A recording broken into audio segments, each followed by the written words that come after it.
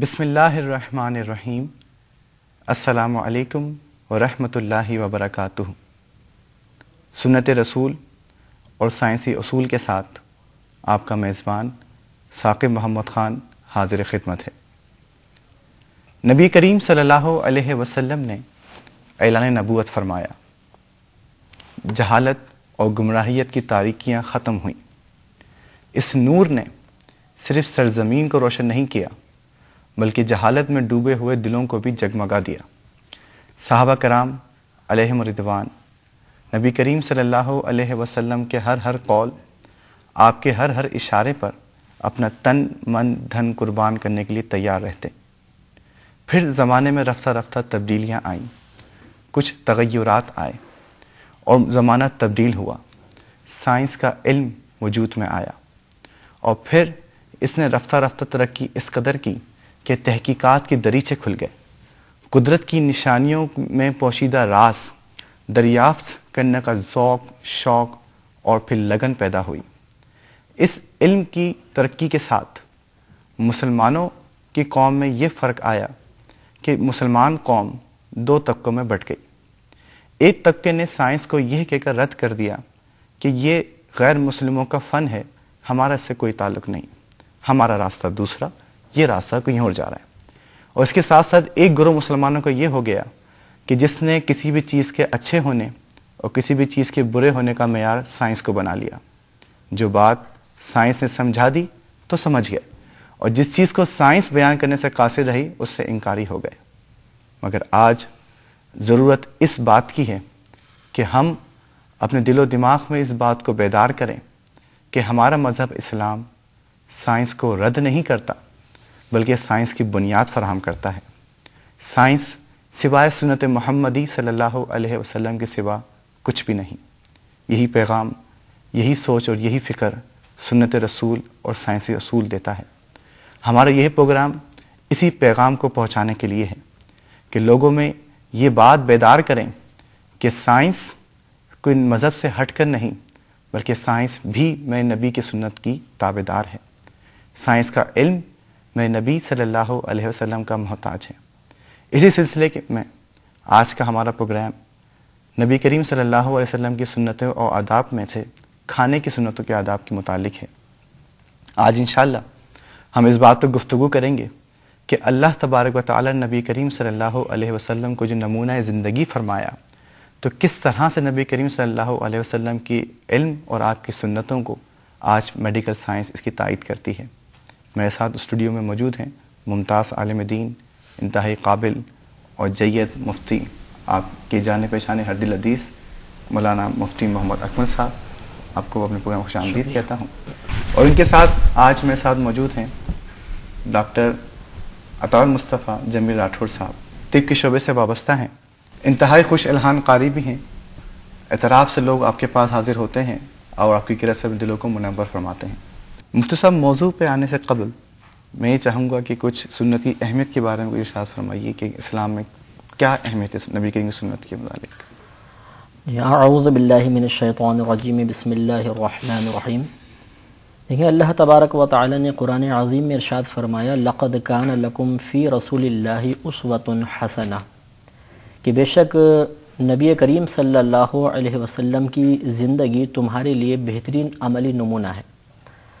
تو خود قرآن پاک سے بات ثابت ہو گئی کہ نبی کریم صلی اللہ علیہ وسلم نے جو عمل بھی اختیار فرمایا، اور یقینی سی بات ہے کہ اللہ تبارک و تعالیٰ کے الہام سے، اللہ تعالیٰ کی طرف سے کی گئی وحی کے ذریعے،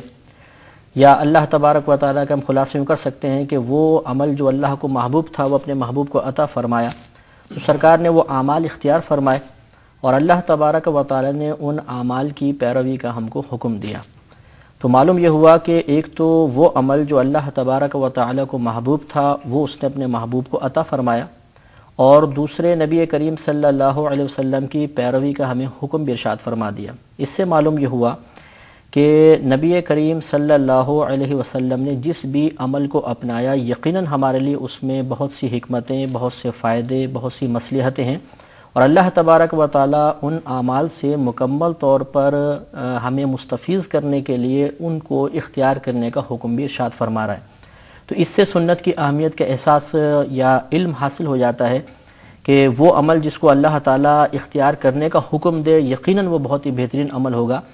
کہ اللہ تبارک و تعالیٰ حکیم ہے اور حکیم اچھی چیز کا ہی مشورہ دیتا ہے۔ تو اس لیے اس سے اندازہ ہو سکتا ہے کہ نبی کریم صلی اللہ علیہ وسلم کا ہر عمل بہت اہمیت کا حامل، اور جب ہم اسے اختیار کریں گے تو اللہ کے قرب کا سبب بھی بنے گا۔ اچھا، اس کے ساتھ اب کچھ موضوع کی طرف میں بلا تمہید آؤں گا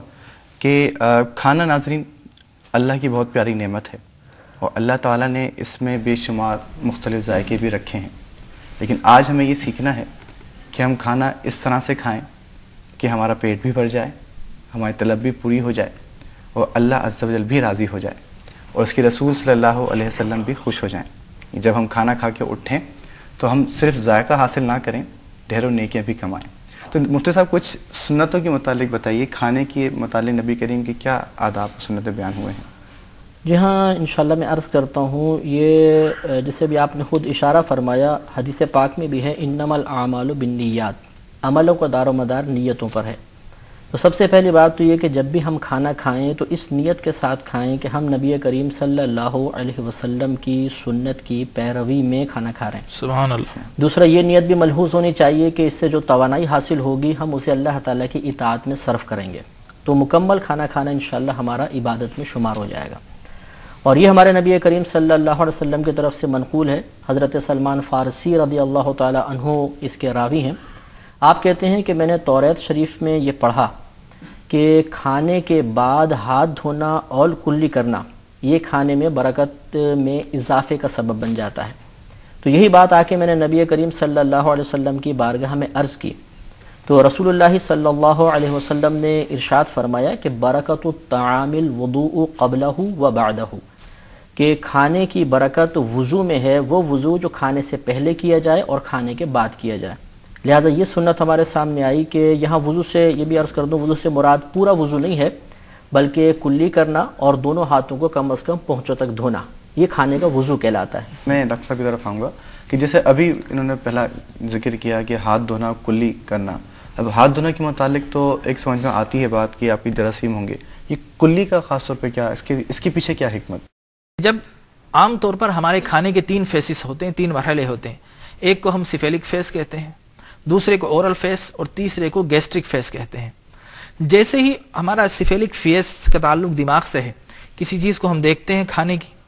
یا پھر اس کی خوشبو محسوس کرتے ہیں تو اس سے آپ عام طور پر دیکھتے ہیں سلائیویشن کا پروسیس شروع ہو جاتا ہے، منہ میں تھوک یا لعاب آنا شروع ہو جاتا ہے، یہ ایک فیس ہے۔ دوسرا، جیسے ہی ہم منہ میں کوئی چیز ڈالتے ہیں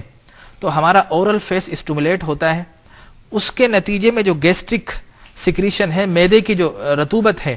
جو معدے کے جوسز ہیں وہ ایکسکریٹ ہو جاتے ہیں۔ تو جب ہم کلی کرتے ہیں تو سارے کے سارے فیسز اسٹیمولیٹ ہو جاتے ہیں اور معدہ اب غذا کو ہضم کرنے کے لیے پوری طریقے سے تیار ہو جاتا ہے، جاری بیکٹیریا کا راستہ روک دیا جاتا ہے۔ جی ہاں، روک دیا جاتا ہے۔ مفتی صاحب میں یہ پوچھنا چاہوں گا کہ اگر کوئی شخص زیادہ کھاتا ہے تو اس کی کوئی وعید بھی آئی ہے یا نبی کریم نے اس کو منع بھی فرمایا ہے؟ نبی کریم صلی اللہ علیہ وسلم کے فرمان علی شان ضرور ملتا ہے کہ جو دنیا میں پیٹ بھر کر کھائے گا وہ آخرت میں بھوکا رہے گا۔ تو یہ اسی شخص کے لیے ہے، شارحین ہی فرماتے ہیں کہ جو مطلب سخت محنت نہیں کرتا، اس کو اتنی ضرورت کھانے کی نہیں ہے اور ضرورت سے زیادہ کھانا کھائے تو اس کے لیے یہ وعید ہے۔ یعنی بھوک پسندیدہ ہے اور زیادہ کھانا ناپسندیدہ ہے۔ نبی کریم کی تعلیمات جو ہیں وہ کم کھانے پہ ہے اور زیادہ کھانا آپ صلی اللہ علیہ وسلم نے ناپسند فرمایا۔ ڈاکٹر صاحب بلا ضرورت ڈاکٹر صاحب یہی سوال میں آپ کی طرف پیش کروں گا کہ میڈیکل سائنس اس حوالے سے کیا کہتی ہے کہ بندہ کم کھائے اور اس میں کیا افادیت ہے؟ اب ہوتا یہ ہے کہ ہمارا جو نظام ہاضمہ ہے، ہمارے اسٹومک میں عام طور پر 3 سے 4 گھنٹے تک غذا رہتی ہے، اس کے بعد یہ غذا ہماری اسمال انٹسٹائن میں آتی ہے، وہاں پر بھی اس کا ڈائجیشن پروسیس اس کا ایکٹیویٹ رہتا ہے، اسٹیمولیشن مستقل جاری رہتی ہیں، پیرسٹالٹک موومنٹ ہوتی ہیں، فوڈ کو آگے کی طرف دھکیلتی ہیں، اس کو مکسنگ کرتی ہیں، اور پھر اس کے بعد وہ پہنچتے پہنچتے جب ہماری ریکٹم پہ پہنچتا ہے تو تقریباً آلموسٹ 24 آورس ہو جاتے ہیں۔ تو اب اس کا مطلب یہ ہوا کہ معدے میں 4 سے 6 گھنٹے تک غذا رہتی ہے۔ اگر اس سے پہلے انسان دوبارہ کھائے گا تو معدے میں آلریڈی جو ہے فوڈ موجود ہے، اب دوبارہ کھائے گا معدے میں فلنس کا احساس ہوگا، بد ہضمی ہوگی، اریکشن ہوگا، ڈکاریں آئیں گی، اور صحیح طرح سے جو پہلا فوڈ تھا وہ ابھی اسمال انٹسٹائن اور لوور انٹسٹائن میں گیا نہیں، اس سے پہلے ہم جب دوسری غذا کھا لیں گے تو اب ہوگا یہ ہے کہ ہماری گٹ کی موٹیلٹی بڑھ جاتی ہے، ڈائریا ہو سکتا ہے، بد ہضمی ہو سکتی ہے، جو ہمارا ایسوفیگس جو ہماری ایلیمنٹری کینال سے جو بکل اورل کیویٹی ہے، منہ ہے، اس کے بعد ایسوفیگس ہے، وہاں پر ریفلیکس ہوگا، الٹا پریشر پڑے گا، ڈکاریں بھی آئے گی، کبھی بعض اوقات ایسا ہوتا ہے ڈکار کے ساتھ وہ فوڈ بھی ہمارے منہ میں آ جاتا ہے اور اس سے منہ میں بھی اسمیل ہوتی ہے، اور اس کے ساتھ ساتھ جب بسیار خوری کی عادت پڑ جاتی ہے زائد کھانے کی، تو پھر ہمارے جسم میں جو چربی کی تعداد کوانٹٹی ہے جسے ہم فیٹ کہتے ہیں، وہ آہستہ آہستہ آہستہ آہستہ وہ فیٹی ایسڈ کی صورت میں کنورٹ ہوتی ہے، اور ہمارے ایڈیپوس ٹیشوز میں جو کھال کے نیچے کا جو ٹیشو ہے اس میں جمع ہونے شروع ہو جاتی ہے، ہمارے فیٹس میں جمع ہونا شروع ہو جاتی ہے، اور پھر جب وہ کولیسٹرول کی صورت میں خون میں جاتی ہے اور ہماری کورونری ویسلز میں جمع ہو جائے تو پھر ہارٹ کی ٹربلز ہو جاتی ہیں۔ یعنی مناسب غذا ہر طرح سے بہتر ہے۔ جی مفتی صاحب، ابھی سنتوں کے متعلق مزید گفتگو کرنے سے پہلے بھوک کا جیسے ابھی سلسلہ گفتگو ہو رہی ہے، میں یہ چاہوں گا کہ روحانی فوائد بھوک کے کچھ ارشاد فرمائیں کہ روحانی طور پر کیا اکابرین نے کچھ نقصانات کی نشاندہی کی ہے۔ مثال کے طور پر جیسے احیاء العلوم میں امام غزالی رحمۃ اللہ علیہ نے کئی اولیاء کرام کے اقوال نقل کیے ہیں کہ وہ یہ کہتے ہیں کہ جب انسان پیٹ بھر کر کھانا کھاتا ہے تو اس کے معدے سے غبار اٹھتا ہے جو اس کے ذہن میں دماغ تک پہنچ جاتا ہے، اور یہ اس کی فہم کی قوت کو متاثر کرتا ہے، یعنی اس میں کمی پیدا ہوتی ہے۔ کم کھانے والا بہت جلدی بات کو سمجھتا ہے، اور زیادہ کھانے والے کا ذہن تھوڑا اس کی تیزی میں کمی آ جاتی ہے تو بات کے سمجھنے میں ذرا دشواری پیش آتی ہے۔ اس کے علاوہ فہم کی تیزی کم کھانے والے کو جب حاصل ہو جاتی ہے تو قوت فیصلہ بہت اچھی ہو جاتی ہے، جبکہ زیادہ کھانے والا درست فیصلہ نہیں کر پاتا، اس کا ذہن اتنے اچھے انداز سے چل نہیں پاتا۔ اس کے علاوہ یہ بھی اکابرین نے لکھا ہے کہ زیادہ کھانے والے کا زیادہ کھانے کی وجہ سے جسم بوجھل ہو جاتا ہے، سستی اور کاہلی اس پر طاری ہو جاتی ہے، اور یہ سستی اور کاہلی عبادات کو ان کے وقت میں ادا کرنے کی راہ میں بہت بڑی رکاوٹ بن جاتی ہے، جس کا ایک نتیجہ یہ بھی نکلتا ہے کہ بسا اوقات اللہ تعالیٰ کی فرض اور واجب کردہ عبادات کو ہی انسان ادا نہیں کر پاتا۔ اضافی عبادات تو ایک الگ مسئلہ ہے کہ تہجد، چاش اشراق کی سعادت حاصل کرے، فرائض ادا کرنا ہی اس کو بڑا دشوار ہو جاتا ہے۔ دل کے اوپر بھی اس کا اثر پڑتا ہے کہ غبار جب دل میں جاتا ہے تو یعنی دل پر ایک غبار چھا جاتا ہے، یہ بھی لکھا ہے کہ اس کی وجہ سے انسان کے خوف میں بھی کمی آتی ہے، یعنی اللہ تبارک و تعالیٰ کا جو خوف و خشیت ہونا چاہیے اور جو عبادات میں خشوع و خضوع مطلوب ہے، اللہ تعالیٰ کو شریعت کو مطلوب ہے، اس سے انسان محروم ہو جاتا ہے۔ یہ بات بھی مستحب ہے کہ انسان کھانے سے پہلے اور کھانے کے بعد مسواک کا استعمال کرے، یہ ہمارے نبی کریم صلی اللہ علیہ وسلم کی سنت ہے۔ ایک تو یہ حدیث بھی یاد رکھیے کہ رحمت عالم صلی اللہ علیہ وسلم نے ارشاد فرمایا کہ جب تم کھانے کے لیے بیٹھو تو اپنے جوتے اتار لو کہ اس سے تمہارے قدم راحت پائیں گے۔ اب بیٹھنے کے دو طریقے منقول ہیں، ایک تو یہ ہے کہ الٹا پیر بچھا کر اس پر بیٹھ جایا جائے اور سیدھا گھٹنا کھڑا کر لیں، یہ کھانے کا طریقہ ہے۔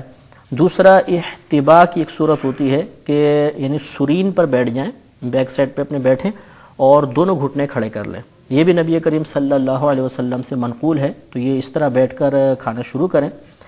بسم اللہ الرحمن الرحیم پڑھنا، اللہ تبارک و تعالیٰ کا نام ذکر کرنا، یہ افضل ہے، سنت کریمہ ہے، اور مسلم شریف کی حدیث پاک ہے، نبی کریم صلی اللہ علیہ وسلم ارشاد فرماتے ہیں کہ جس کھانے سے پہلے اللہ تبارک و تعالیٰ کا نام ذکر نہ کیا جائے اس کھانے میں شیطان شریک ہو جاتا ہے، اور ایک روایت میں ہے کہ وہ کھانا شیطان کے لیے حلال ہو جاتا ہے۔ اور اس میں یہ بھی سنت کریمہ نبی کریم صلی اللہ علیہ وسلم سے منقول ہے کہ اگر تم شروع میں بسم اللہ پڑھنا بھول جاؤ اور درمیان میں یاد آ جائے تو یوں کہو بسم اللہ اولہ و آخرہ، بسم اللہ اولہ و آخرہ، کہ اس کے شروع اور آخر میں اللہ کے نام کے ساتھ۔ تو اس کا فائدہ یہ ہوگا کہ ایک روایت میں آتا ہے نبی کریم صلی اللہ علیہ وسلم ارشاد فرماتے ہیں کہ آپ تشریف فرما تھے، صحابہ کے ساتھ کھانا کھا رہے تھے، ایک شخص آیا اور بغیر بسم اللہ کے وہ کھانے میں شریک ہو گیا۔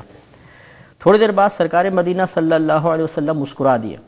تو صحابہ کرام نے اس کا سبب دریافت کیا،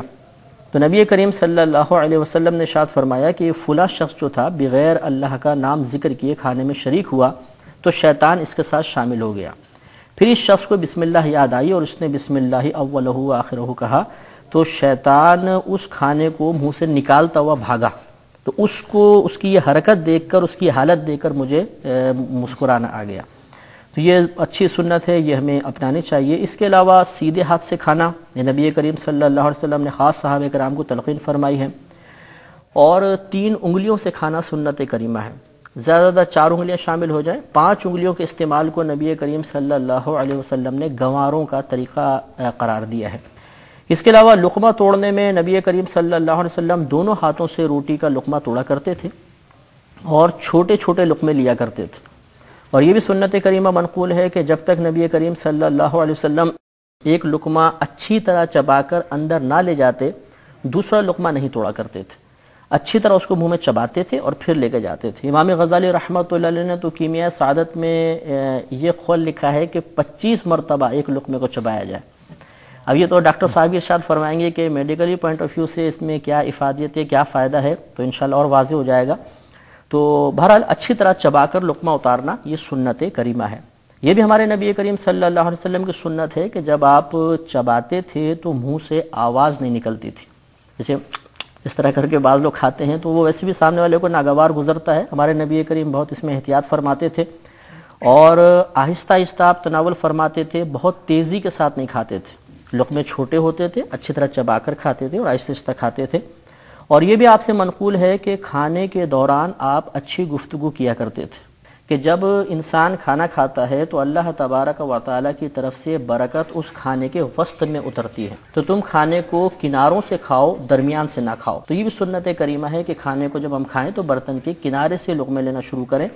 ایک دم درمیان میں ہاتھ نہ ڈالیں۔ ہاں یہ ہو سکتا ہے کہ مثلاً جیسے بعض اوقات آلو کا سالن ہے یا انڈے وغیرہ ہیں یا بوٹی درمیان میں ہے تو اس کو ہم سرکا کے سائیڈ میں کر لیں۔ اب یہ نہیں کہ اسی ترتیب سے چلتے جائیں اور وہاں تک پہنچے تو پیٹ ہی بھر چکا ہو، تو یہاں پہ اجازت ہے کہ اس کو اپنے سامنے لے آئیں، یعنی درمیان میں براہ راست لقمہ ڈالنا ممنوع ہے، درمیان کی چیز کو اپنے سامنے کر کے کھانا ممنوع نہیں ہے۔ ایک لگا کر کھانا یہ بھی سنت کے خلاف ہے، اور آلتی پالتی مار کر کھانا بھی ممنوع ہے۔ ہاں اگر کسی کے جیسے گھٹنوں میں درد ہوتا ہے یا وزن اس کا زیادہ ہے اور وہ ایک الٹے پیر پہ اگر بیٹھ کر کھانے کی کوشش کرے گا تو تھوڑی دیر میں پاؤں سون ہو جاتا ہے اور وہ مطلب یہ آدمی برداشت نہیں کر پاتا، یہ ایک عذر متحقق ہے۔ اگر انسان کو الٹے پاؤں پر بیٹھ کر کھانے میں کوئی عذر نہیں تب تو یہ سنت پوری کرنی چاہیے، لیکن اگر کوئی جیسے تھکن زیادہ ہے یا گھٹنوں میں درد ہوتا ہے، اب اگر وہ آلتی پالتی مار کے کھائے گا تو اس میں پھر شرعاً کوئی حرج نہیں ہے۔ اس سے یہ مسئلہ بھی اچھا ہمیں معلوم ہو بھی گیا، اور ہمیں ذہن میں رکھنا چاہیے کہ اگر کوئی معظم دینی خاص طور پر جیسے عالم دین ہوتے ہیں، کوئی شیوخ وغیرہ ہوتے ہیں، پیر حضرات ہوتے ہیں، یہ اگر آلتی پالتی مار کے کھانا کھا رہے ہوں تو ہمیں بدگمانی نہیں کرنی چاہیے۔ ہو سکتا ہے کہ ان کو کوئی بیماری ہو، کوئی تکلیف ہو، تو وہ اس وجہ سے اس طرح بیٹھ کے کھا رہے ہیں، تو ان سے حسن ظنی قائم رکھنا واجب ہے۔ اچھا، بڑی مفید گفتگو رہی۔ کچھ سوالات آپ کی طرف میں کرنا چاہوں گا کہ پہلی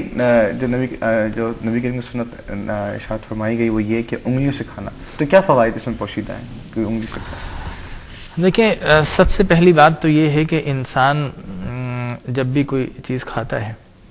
تو اپنی جسم کی ضروریات بھی پوری کرتا ہے۔ اس کے ساتھ ساتھ انسان کی نیچر ہے، اس کی فطرت و جبلت ہے کہ وہ اس چیز کو کھانا زیادہ پسند کرتا ہے، زیادہ رغبت سے کھاتا ہے جس میں اس کو ذائقہ محسوس ہو۔ تو آپ جتنی بھی یہ ڈیوائسز ہیں، یہ نت نئی ایجادات ہیں، نت نئی طریقے ہیں کہ جناب چھری سے کھانا ہے، کانٹے سے کھانا ہے، 2 چیزیں استعمال کر کے کھانا ہے، تو اس میں جو کھانے کی لذت و حلاوت ہے، آپ خود اور ہمارے ناظرین بھی یہ بات بخوبی سمجھتے بھی ہیں اور ان کا تجربہ بھی ہے کہ جو لذت ہاتھ سے کھانے میں آتی ہے وہ چھری اور کانٹے سے نہیں آ سکتی۔ ٹھیک ہے نا، آدمی فلوئنٹلی کھا رہا ہے، اپنے ذوق کی اور اپنی لذت کے ساتھ کھا رہا ہے، تو اس کا تو جو سیٹسفیکشن اس کو ملتی ہے اس کا تو کہیں پر بھی کوئی نعم البدل نہیں ہے۔ بعض اوقات کھانے میں، اور خاص طور پر ہوٹلنگ کا رواج زیادہ ہے، شادی کے کھانے ہیں، مختلف چیزیں گھر میں آپ بناتے ہیں، ہر چیز کو آپ واش کر کے اور ہائیجینیکلی تھرو پراپر وے اس کو پکاتے بھی ہیں اور اس کو بوائل بھی کرتے ہیں، اس کے بعد پھر اس کو میش بھی کرتے ہیں، لیکن اب آپ کہیں اور کھا رہے ہیں، اب ہاتھ سے کھانے کی عادت ہے، سنت مبارکہ کا اجر ہے، وہ مفتی صاحب بتا چکے ہیں، لیکن اس کے ساتھ ساتھ میڈیکل آسپیکٹ یہ ہے کہ کھانے میں اگر کوئی پتھر ہے کہ وہ پارٹیکلز، وہ ہڈی یا کنکر پتھر ہمارے منہ میں جائے گا، اور جب ہم اس کو چباتے ہیں اور وہ دانتوں کے درمیان کہیں آ جائے، ہمارا جو اورل کیویٹی ہے اس سے کہیں ہٹ ہو جائے، تو نہ صرف یہ کہ ہمارے ٹیتھ انجری ہو سکتی ہے، اور جو ہمارے دانتوں کی انجری ہوتی ہے عام طور پر فوراً محسوس نہیں ہوتی، ہفتہ 2 ہفتہ تھی، ایون یہ کہ 2-3 مہینے کے بعد وہ انجری فیل ہوتی ہے اور اندر ہی اندر وہ زخم بنتا چلا جاتا ہے. لہذا ہماری اورل کیویٹی، ہمارا منہ، اس کو زخم آ سکتا ہے. اس کے ساتھ ساتھ وہی پارٹیکلز اگر ہم انہیل کرتے ہوئے میدے تک لے جائیں تو اب ظاہر ہے کہ میدا تو مکسنگ کرتا ہے، گرائنڈنگ نہیں کرتا، لہٰذا ہمارے نظام میں ہاضمہ ڈسٹرب ہو سکتا ہے. اس کے ساتھ ساتھ کھانے کا ایک فائدہ یہ بھی ہے کہ کوئی چیز گرم ہے یا ٹھنڈی ہے، جب ہم ہاتھ لگاتے ہیں تو ہمیں محسوس ہو جاتا ہے. اور ہماری یہ جو انگلیوں کے پور ہیں یہ نسبتاً سینسیٹیو تو ہیں لیکن اس کے ساتھ ساتھ زیادہ قوی ہیں، زیادہ مضبوط ہیں. ہماری جو اورل کیویٹی اس میں میوکس ممبرین ہوتی ہے، اگر آپ جھانک کے منہ میں دیکھیں تو یہاں کی جو کھال ہے بہت زیادہ نرم ہے، وسکس ہے، میوکس ہے. لہذا یہاں پر اگر کوئی گرم چیز جائے گی یا بہت زیادہ ٹھنڈی چیز، سے عام طور پر مفتی صاحب آپ نے بھی مشاہدہ اور تجربے میں آئی ہوگی، ٹھنڈی چیز زیادہ کھا لی تو ایک دم سے پورا حلق ٹھنڈا ہو جاتا ہے اور دماغ تک وہ ٹھنڈ کی لہر جاتی ہے. اسی طرح گرم چیز بعض لوگ کھا لیتے ہیں، چمچی سے کھا رہے، اس کو فوراً لقمہ باہر نکالنا پڑتا ہے، زبان جل گئی ہے، چھالے پڑ گئے ہیں. تو یہ ساری کیفیات اس وقت ہوتی ہے جب ہم کسی چمچی سے، کانٹے سے، چھری کو استعمال کر کے کھاتے ہیں. ہاتھ سے اگر کھائیں تو نہ صرف یہ کہ لذت و حلاوت ملتی ہے بلکہ بہت سے مضر اثرات سے بھی اللہ ہمیں محفوظ فرمائے. اچھا، مزید مفتی صاحب نے ارشاد فرمایا تھا کہ کھانا چبا کر کھانا نبی کریم کی سنت ہے. جی ہاں. اور یہاں تک کہ 25 بار ایک کال اپنے ذکر فرمایا. تو اس حکمت کیا ہے اس میڈیکل سائنس کے اسپیکٹ سے؟ دیکھیں مفتی صاحب نے 2 باتیں کی. ایک تو یہ کہ ہم جو ہے ڈیورنگ میل ہم باتیں بھی کر سکتے ہیں، اجازت ہے. ہاں یہ الگ بات ہے کہ جس وقت ہم کھانا کھا رہے ہیں اس وقت گفتگو سے پرہیز نہ کریں، یا ایسی گفتگو جس میں بڑے ثقیل الفاظ آ رہے ہیں یا وائلنٹ جس میں اسپیچ ہو رہی ہے، کسی کو ڈانٹا جا رہا ہے، اس سے اگر ہم پرہیز کرتے ہوئے نارمل گفتگو کرتے ہوئے جب ہم کھانا کھاتے ہیں تو ایک تو یہ کہ جب ہم سکون ہوگا، پلیجر ہوگی، خوشی ہوگی، اور ایسے عالم میں جب ہم کھانا کھاتے ہیں تو ہم ریلیکس ہوتے ہیں. اور ریلیکسیشن کی صورت میں ہمارے پیٹیوٹری گلینڈ سے کچھ اسٹیمولیشن آتی ہے، پیراسمپیتھیٹک اسٹیمولیشن ان کو کہا جاتا ہے. وہ جب اسٹیمولیٹ ہوتی ہیں نہ صرف یہ کہ ہمارے جو معدے کے مسلس ہیں وہ ریلیکس ہو جاتے ہیں بلکہ اس کے ساتھ ساتھ جو اس کی موومنٹ ہے جس کو پیراسٹالٹک موومنٹ پرٹیکولر میڈیکل لینگویج میں کہا جاتا ہے، وہ بڑھ جاتی ہے. نسبتاً نہ صرف یہ کہ اس کی مکسنگ اچھی ہو جاتی ہے، اس کے جوسز پراپر ریلیز ہوتے ہیں، اور اس کے ساتھ ساتھ کھانے کو جو پشنگ کرنے کا جو سسٹم ہے، موومنٹ ہے، وہ بھی بڑھ جاتی ہے. اب چھوٹے لقمے ہم کھاتے ہیں تو اس میں بہت زیادہ حکمت ہمیں نظر آتی ہے، اس لیے کہ بڑا لقمہ اگر ہم لیں گے تو ظاہر ہے وہ برابر چبایا نہیں جائے گا، اس کی گرائنڈنگ نہیں ہو سکے گی. اور یاد رکھیے کہ ہمارا منہ ہی وہ ایک ایسا سورس ہے کہ جس میں چبانے کی صلاحیت موجود ہے دانت کے ذریعے. میدا چباتا نہیں ہے، میدا صرف مکسنگ کرتا ہے، کرنچنگ کرتا ہے، اس کو بلوتا ہے. میدے کے اندر دانت نہیں ہوتے، دانت ہمارے منہ میں اللہ نے عطا فرمائے ہیں. لہذا جب ہم چھوٹا لقمہ لیں گے تو وہ منہ میں موو اچھی طریقے سے ہوتا ہے، اس کی گرائنڈنگ اچھی طریقے سے ہوگی. مفتی صاحب نے ایک قول نقل کیا امام غزالی کا، بڑے جید عالم دین، بڑے فقیہ، تو یقیناً اس میں حکمت ہے. جتنی دیر تک ہم چبائیں گے گرائنڈنگ اچھی ہوگی، چھوٹے چھوٹے پیسز میں جائے گا. اب وہ کام جو کہ میدا بعد میں وائلنٹلی کرے گا ہمارے منہ میں پہلے ہی انجام آ چکا ہے. چھوٹے پارٹیکل میدے میں جائیں گے، ہاضمے میں اچھا ہوگا. اور پھر جب منہ میں چھوٹا لقمہ ہم رکھتے ہیں، جیسے ہی منہ میں لقمہ جاتا ہے ہمارا اورل فیس اسٹیمولیٹ ہو جاتا ہے، ہمارے منہ میں جو سلائیوا، تھوک یا لعاب جسے کہتے ہیں وہ زیادہ بنتا ہے. اور یہاں پر ایک انزائم ہوتا ہے سلائیوری امائلیز، وہ کاربوہائیڈریٹ یا نشاستہ جو ہماری غذا میں ہوتا ہے اس کو وہ ڈائجسٹ کرتا ہے. اب یہاں ہی اسی مقام پر کاربوہائیڈریٹ یا نشاستہ جو ہے وہ ڈائجسٹ ہوتا ہے، میدے کے اندر یہ امائلیز نہیں ہوتا، یہ انزائم نہیں ہوتا. اب یہ امائلیز جا کر ملے گا لوور انٹسٹائن میں یا اسمال انٹسٹائن میں، وہاں پر پینکریاز کے ذریعے جب پینکریاز اپنے جوس سیکریٹ کر کے ہمارے نظام ہاضمہ میں ڈالے گا تو وہاں پر یہ سلائیوری امائلیز وہاں پر موجود ہوتا ہے. لہٰذا میدے کے اندر کاربوہائیڈریٹ کا انزائم نہیں ہوگا. اس صورت میں ہمیں زیادہ سے زیادہ جب منہ میں رکھیں گے سلائیوا ہوگا، اس کی رطوبت اور اس کی سیکریشن جب آئے گی کاربوہائیڈریٹ ڈائجسٹ ہو جائے گا. اس کے ساتھ ساتھ لقمے چھوٹے ہو جائیں گے اور ہمارا جو گیسٹرک فیس ہے اسٹیمولیشن کا، یہ ڈائجیشن کا، نظام ہاضمہ کا، وہ بڑا متحرک اور فعال ہو جاتا ہے، اور نسبتاً غذا جلدی ہضم ہوگی، یقیناً ہماری انٹسٹائن میں جلدی جائے گی، اور زیادہ سے زیادہ جو غذا کے اجزاء ہیں، کاربوہائیڈریٹس ہیں، فیٹس ہیں، پروٹینز ہیں اور شوگرز ہیں، وہ زیادہ سے زیادہ خون میں جلدی ابزارب ہوں گی، جزو خون بن جائیں گی، اور خون ہی وہ سورس ہے جو ہمارے پورے آرگنز کو، وسراس کو، وائٹل آرگنز کو متحرک رکھتا ہے، انہیں فعال بناتا ہے، لہذا اس کا بہت بڑا فائدہ ہے۔ اچھا، اس کے ساتھ ساتھ مفتی صاحب نے ایک اور بات ارشاد فرمائی کہ آواز نکال کر کھانا یہ جو ہے ناپسندیدہ ہے، تو بعض لوگوں کی عادت ہوتی ہے کہ وہ نیچرلی ان کے منہ سے آواز نکلتی ہے، تو یہ بات ریزن کیا ہے اس کے پیچھے، یہ آواز نہیں نکلتی کیوں ہے منہ سے؟ کوئی شخص روکنا چاہے اس کو کھانے کے؟ میڈیکل آسپیکٹ یہ ہے کہ جب انسان منہ کھول کر کھائے گا تو یقینی طور پر جو ہوا ہے وہ اس کے معدے میں داخل ہو جائے گی، اور جب ہوا معدے میں داخل ہوگی تو معدے کو ایک فلنس ہو جائے گا، معدہ بھر جائے گا، اور جب ہوا سے زیادہ بھر جائے، پھول جائے، تو ایک تو غذا وہ پوری پراپرلی نہیں لے سکے گا، دوسرا پھر یہ کہ وہ گیس، جس طرح مفتی صاحب نے فرمایا کہ زیادہ بسیار خوری کے، زیادہ کھانے کی وجہ سے دماغ میں وہ گیس چلی جاتی ہے، تو یقینی طور پر وہ کاربن ڈائی آکسائڈ کی صورت اختیار کرتے ہوئے ہمارے برین میں پہنچتی ہے، وہاں پر ہمارا ایک سسٹم ہوتا ہے جس کو ہم ڈیزیز کو اپنیا کہتے ہیں، جب کاربن ڈائی آکسائڈ زیادہ ہو جاتی ہے تو انسان عام طور پر فٹیگ ہوتا ہے، اور ایک وقت ایسا بھی آتا ہے کہ وہ بے ہوش بھی ہو جاتا ہے، تو یہ سارے کے سارے اثرات اس وقت ہیں کہ جب ہم اس طریقے سے کھانا کھائیں گے کہ جس طریقے سے حضور اکرم صلی اللہ علیہ وسلم نے منع فرمایا ہے، لیکن اس طریقے سے کھائیں جو سرکار کی سنت ہے، تو میڈیکل سائنس 1400 سال بعد اس نتیجے پر پہنچی ہے کہ قرآن اور احادیث میں جو تعلیمات ہیں، میڈیکل سائنس نے یقیناً ڈسکوریز کی ہیں، میں نہیں کہتا کہ ایجاد کی ہے، ان کو دریافت کیا ہے، اور اس کے بعد آج اس نتیجے پر عقلی طور پر، علمی طور پر پہنچ رہی ہے ان حقائق کی طرف جو حقائق قرآن و حدیث میں 1450 سال پہلے من نوعاً بیان کر دیے گئے تھے۔ اچھا، یہاں ایک اور سوال لے کے پھر مفتی صاحب کی طرف کچھ مزید سنت ہم پوچھتے ہیں کہ مفتی صاحب نے ارشاد فرمایا کہ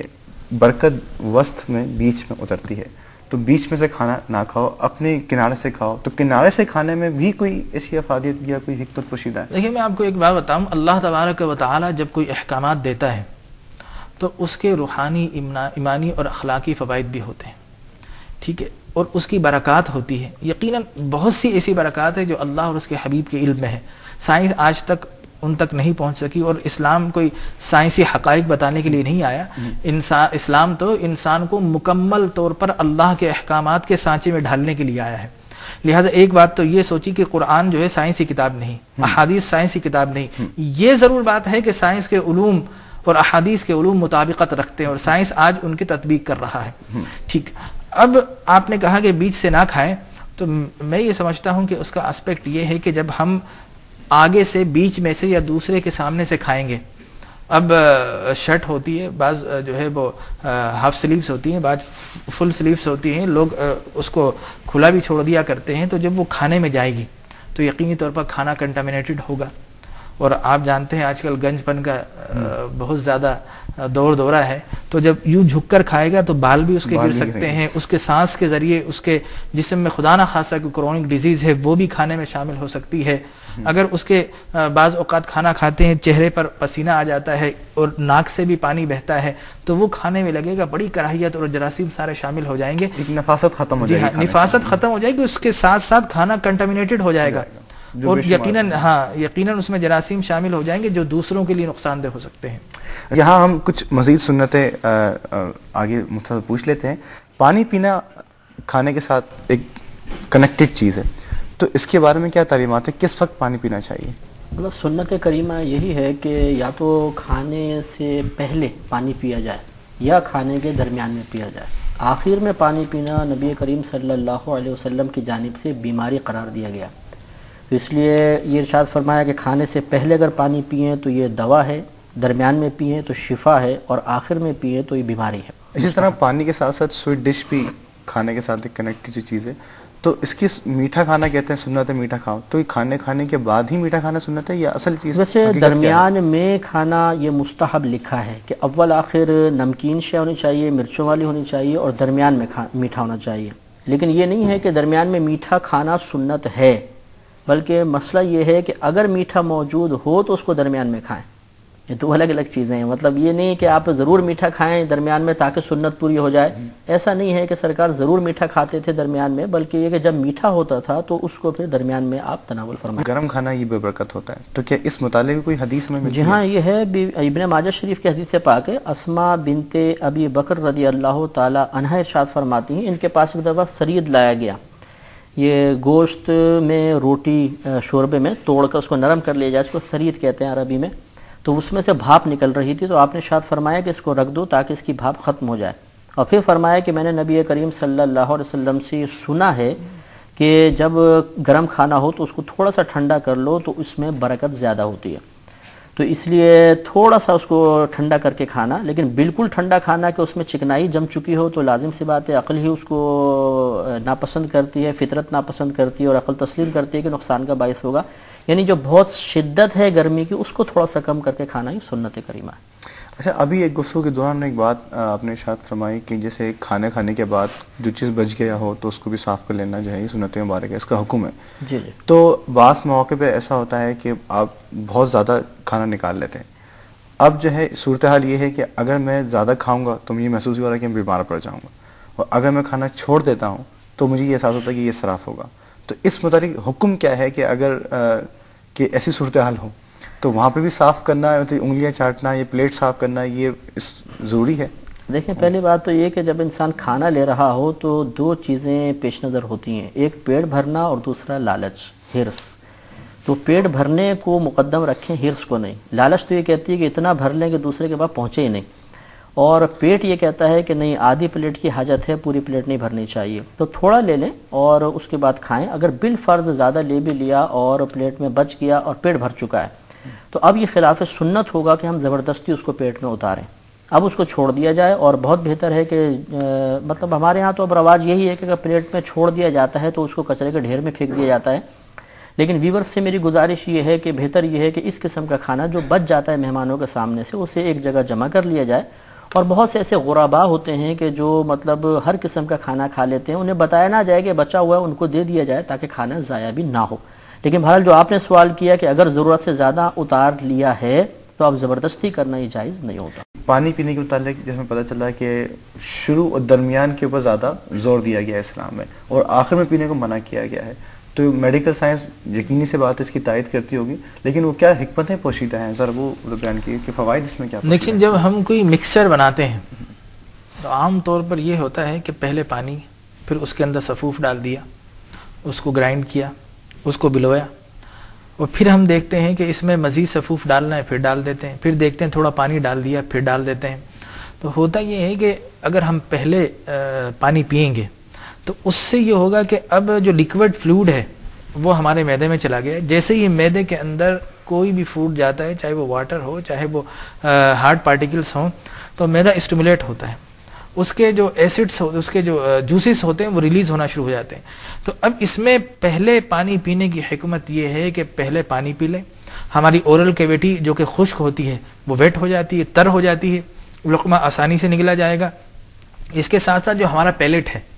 اب آپ دیکھیے کہ یہاں سے جو نالی جا رہی ہے وہ ایک ہے، آگے جا کر دو حصوں میں تقسیم ہو رہی ہے. ایک نالی ہمارے لنگس کو چلی گئی ہے، دوسری نالی ہمارے معدے میں چلی جاتی ہے ایسوفیگس کے ذریعے. جو ہماری ٹریکیا ہے، جب ہم یہ سانس لیتے ہیں، آپ دیکھیے کوئی چیز نگلیں گے آپ کو محسوس ہوگا کہ کوئی چیز جو ہے وہ بند ہو رہی ہے، کوئی کھل رہی ہے. تو اب جیسے ہی ہم فوڈ لیتے ہیں، جو سانس کی نالی وہ ٹھک کر کے بند ہو جاتی ہے، اور غذا کی نالی کھلی رہتی ہے، وہ فوڈ اس میں چلا جاتا ہے. اب ہم جب پانی پیتے ہیں تو ایک طرح سے ہم اپنے اس اسٹیمولیٹنگ سسٹم کو دوبارہ سے فعال بناتے ہیں، لیکوڈ جاتا ہے، معدہ پوری طریقے سے ان ورک ہو جاتا ہے. اس کے بعد اب جو ٹھوس کھانا ہم کھائیں گے تو ہمارا پیلیٹ جو ہے وہ سسٹم بھی ایکٹیویٹ ہوتا ہے، ہمارا معدہ بھی ایکٹیویٹ ہو گیا ہے. اب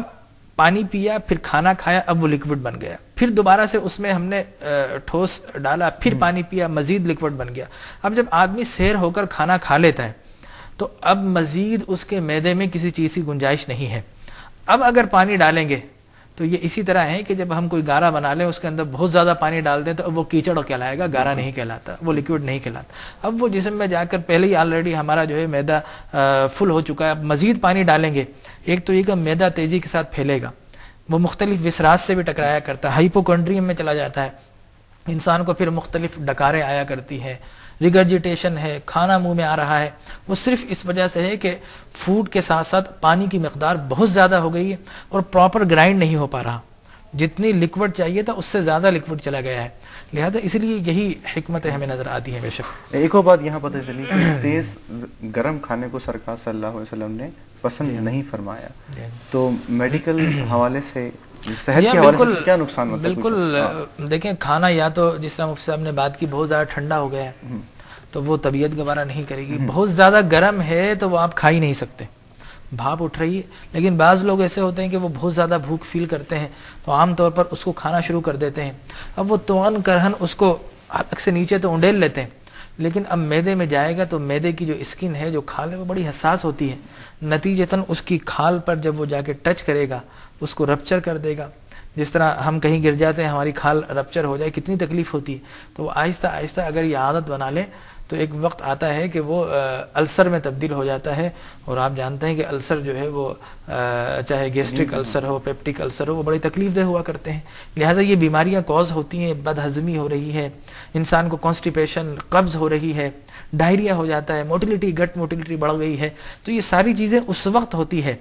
کہ جب ہم ایسا کھانا کھائیں جو انسان کے نارمل جو اس کا فوڈ ہے اس سے ہٹ کر ہو. اور حضور اکرم صلی اللہ علیہ وسلم کی جو ایک سنت بڑی پیاری ہے، وہ انسان کے جو سسٹم ہے، اس کا جو اناٹومیکل اسٹرکچر ہے، جو اس کا فزیکل سسٹم ہے، سنت مبارکہ کو جب ہم انالائز کرتے ہیں اور انسانی باڈی پر جب اس کو تطبیق کرتے ہیں تو یقین جانی کہ بے اختیار دل یہ چاہتا ہے کہ اسلام ہی سچا مذہب ہے، حضور ہی سچے نبی ہے، اللہ ہی واحد ذات ہے جس نے انسان کو تخلیق فرمایا. پروگرام کے اختتام سے پہلے ایک سوال اور میں چاہوں گا کہ آپ سے پوچھ لوں کہ آج کل ہر جگہ فاسٹ فوڈ کا بہت دورہ ہے. اسکولز، کالجز، یونیورسٹیز میں کینٹین ہمہ وقت جو ہیں وہ بھرے رہتے ہیں. یعنی طلبہ کلاس، یونیورسٹی میں بعض صورتحال یہ ہوتی ہے کلاسز ویران ہوتی ہیں اور کینٹین آباد ہوتے ہیں. وہاں ہی دیکھا جاتا ہے کہ کھڑے ہو کے کھانا ایک رواج ہوتا ہے کہ برگر لیا، کولڈ ڈرنک لی یا مطلب کچھ سموسے لے لیے. تو کیا کھڑے ہو کے کھانا گناہ ہے اور اس کا حکم کیا ہے؟ ہمارے معاشرے میں دو چیزیں ہیں کہ ہمارے عرف میں ایک تو جب ہم کھانا کھاتے ہیں تو اس کو کہتے ہیں یہ کھانا کھا رہے ہیں، اور ایک کھانے کے باوجود اس کو کھانا کھانا نہیں کہتے. جیسے مثال کے طور پہ شادی بیاہ ہے تو اس میں اگر کھڑے ہو کر کھائیں گے تو ہم کہہ رہے ہیں کھڑے ہو کر کھانا کھا رہے ہیں. لیکن یہ فاسٹ فوڈ وغیرہ جو ہیں یا برگر وغیرہ کوئی بھی کھا رہا ہو تو آپ یہ نہیں کہیں گے یہ کھانا کھا رہا ہے. تو صحابہ کرام علیہم الرضوان سے بھی یہ ثابت ہے کہ چھوٹی ایسی چیزیں جو جس کو عرف میں کھانا نہیں کہا جاتا تھا ان سے کھڑے ہو کر کھانا ثابت ہے. خود یہ جملہ موجود ہے کہ نحنو ناکلو و نمشی، کہ ہم کھاتے تھے اس حال میں کہ ہم چل رہے ہوتے تھے. تو چلتے چلتے بھی صحابہ کرام سے کھانا منقول ہے، لیکن وہ وہی چھوٹی چیزیں ہوا کرتی تھی جیسے کھجور ہے یا اور کوئی پھل فروٹ وغیرہ ہے. اس قسم کی چھوٹی چیزیں اگر کھڑے ہو کر کھائی جائیں جس کو عرف میں کھانا نہیں کہتے تو اس کو خلاف سنت قرار نہیں دیا جائے گا. اس کے ساتھ میں آپ کو ایک بات اور بھی بتاؤں کہ جب ہم کھانا کھاتے ہیں تو اس وقت ہمارے معدے کو خون کی سب سے زیادہ مقدار کی ضرورت ہوتی ہے. اگر آپ چلتے ہوئے کھائیں گے، اب خون جو ہے آپ کے لوور لمبس میں بھی، آپ کے پیروں میں بھی سرکولیٹ کر رہا ہے، آپ دیکھ رہے ہیں، آنکھ کو بھی ضرورت ہے. اس کے ساتھ ساتھ جو ہے آپ کھا رہے ہیں، آپ کے معدے کو بھی ضرورت ہے. اور جس وقت آپ ایسی کنڈیشن میں کھائیں گے خون ہر طرف ڈیوائیڈ ہوگا، پراپر اسٹامک کو خون نہیں، بلڈ نہیں ملے گا. لیکن جب ہم بیٹھ کر کھاتے ہیں اور سکون کے ساتھ، اسی طرح اگر فکر سے کھائیں گے دماغ کو بھی ضرورت ہے، لیکن سکون کے ساتھ بالکل خوشگوار ماحول میں آپ کھانا کھاتے ہیں تو اب جو بلڈ کی رچ کوانٹٹی ہوتی ہے وہ ہمارے معدے میں جاتی ہے. اور جس جگہ جس وقت خون کی زیادہ مقدار کی ضرورت ہو اسی آرگن کو خون ملے تو جو فنکشن ہوتا ہے وہ پراپر ہوتا ہے. لہذا بیٹھ کر سکون سے کھانا کھائیں تو میڈیکل سائنس کے نزدیک یہ ہے کہ ہمارا معدے کا جو پروسیس آف ڈائجیشن ہے وہ بہت فعال اور ایکٹیو ہو جاتا ہے اور پراپر اس کو بلڈ پہنچتا ہے. تو بلڈ ہی وہ سورس ہے جس کے ذریعے ہر چیز فعال رہتی ہے، تو ہمارے نظام میں ہاضمہ بہترین ہو سکتا ہے. ناظرین، سنت رسول اور سائنسی اصول کا سلسلہ جاری ہے. بات صرف نیت کی ہے. پروگرام کے آغاز میں مفتی صاحب نے فرمایا تھا اگر کوئی شخص اس نیت سے کھانا کھائے کہ یہ نبی کریم صلی اللہ علیہ وسلم کی سنت مبارکہ ہے تو نہ صرف اس کا پیٹ بھرے گا بلکہ نیکیوں سے اس کے اعمال نامہ بھی بھر جائے گا. تو جو سنتیں آج کی گفتگو سے پتہ چلا کہ ہاتھ دھونا سبھی تقریباً دھوتے ہیں، صرف نیت یہ بنا لی جائے کہ یہ ہاتھ دھونا نبی کریم کی سنت ہے. کھانا بیٹھ کر کھانا سب کھاتے ہیں، صرف تھوڑی سی توجہ کے ساتھ اس طریقے سے بیٹھ جائیں جیسے آپ سنت کے مطابق پتہ چلا. آج کی گفتگو سے بے شمار میڈیکلی حوالے سے پتہ چلا کہ جو کرنے اور جو روشنی نبی کریم نے ہمیں عطا فرمائی تھی آج کفار اس کی تائید کرتے ہیں. لیکن اختتام سے قبل ایک بات میں ضرور کہوں گا کہ کوئی بھی سنت اپنائیں اس کو سائنسی فائدے کے لیے نہ اپنائیں، صرف اور صرف سنت کو نبی کریم صلی اللہ علیہ وسلم کی محبت کی وجہ سے اپنائیں. ایک حدیث پیش کر کے پروگرام کو اختتام کروں گا کہ نبی کریم نے فرمایا کہ جس شخص نے میری سنت سے محبت کی اس نے مجھ سے محبت کی، اور جس نے مجھ سے محبت کی وہ میرے ساتھ جنت میں ہوگا. بہت بڑی بات ہے ناظرین، اس سنت سے محبت پیدا کیجئے، اس سنت کی طرف رغبت پیدا کیجئے، یہ ذوق اور یہ شوق اور یہ لگن پیدا کیجئے. اسی پیغام کے ساتھ اور اسی دعا کے ساتھ کہ اللہ تبارک و تعالی ہمیں نبی کریم کے سنتوں پہ عمل کرنے کی توفیق عطا فرمائے، آمین. اور کھانا سنت کے مطابق کھانے کی توفیق عطا فرمائے. میں بہت شکر گزار ہوں مفتی محمد اکمل صاحب کا، بے حد مفید گفتگو آپ نے فرمائی. ڈاکٹر جمیل راٹھور صاحب کا بے شمار کشیدہ حکمت ہے، آپ نے بڑی اچھے عمدہ طریقے سے بیان کی. ناظرین، اگلے پروگرام میں ایک نئی سنت کے ساتھ پھر حاضر ہوں گے. جب تک کے لیے اپنے میزبان ثاقب محمد خان کو اجازت دیجیے. اللہ حافظ.